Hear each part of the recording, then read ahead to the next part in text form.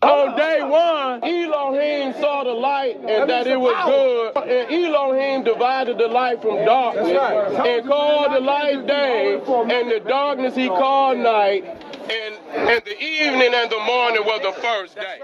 And then you come down here, and he let them be for lights in the firmament of the heaven to give light from the earth, and it was so. And Elohim made two great lights, the greater light to rule the day, and the lesser light to rule the night. And he made, and boom, boom, boom, boom. And this was the fourth day. Right here, and Elohim called the light day, and the darkness he called night, and the evening and the morning were the first day. And then you come over here on the fourth day, and he speaks where he creates the sun and the moon. That's on the fourth day, though. So what the hell was lighting it up on the first day? How, Sway? How? To the Christian black youth in this country, in the world, but especially in the United States that deal with groups just like this. How do you answer that question? He's asking a question that's been asked by many.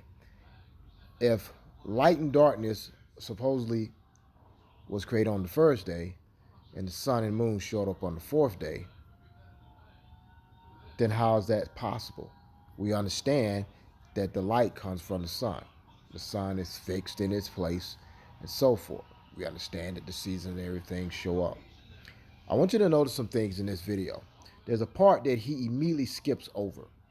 And I'm also going to give the exact answer as to where this light, the first day, came from, and how also the sun and the moon of the fourth day really a representation of how God looks at wanting to share his glory with his creation. So he comes from actually Genesis, the first chapter, and he actually starts around the third verse, talking about the first day. It says, and God says, let there be light, and there was light. And God saw that the light was good. And God separated the light from the darkness. God called the light day, and the darkness he called night. And there was evening, and there was morning on the first day. Then he skips all the way down to literally the 14th verse. God said, let there be light in the expanse of the heavens to separate the day from the night. And let there be for signs and for seasons and for days and for years.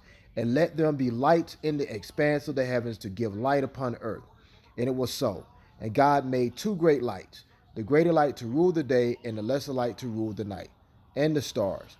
And God set them in the expanse of the heavens to give light on the earth, to rule the day over and the night over, and to separate light from the darkness. And God saw that it was good. And there was evening and there was morning on the fourth day. Interesting. So if the sun and moon, stars were created on the fourth day, but there was light showing on the first day, where did the light come from? Simple. Go over to Revelations, the 21st chapter, and look at the 23rd verse. And there's your answer. It says this.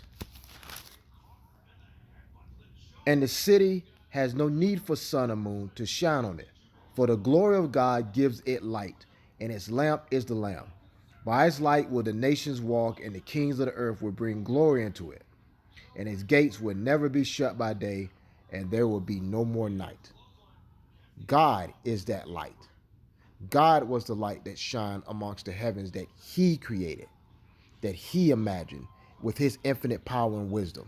Let alone on top of that, these guys don't even realize that God also created time and brought it into existence, understanding that we judge the seasons, 365 days, the rotation that happens with the sun and the moon, as well as also the presence of the stars, the constellation, and how they're involved as well. But everything in the fine-tuning of the universe developed by God. Ultimately, when it comes down to the light, he literally was the light for the universe, and then decided to assign this duty to the sun and the moon and the constellations. The same way that God's glory he wants to show in man as he created us in his image according to his likeness. That's the answer that you could share with those as to why you believe what you believe. Whenever you come across individuals like this, no need to curse, yell, scream, ridicule. give them a defense, and it is the Holy Spirit that will either pierce their hearts to believe, or their hearts would be so hardened it wouldn't matter. And you move about your way. That's how you answer that.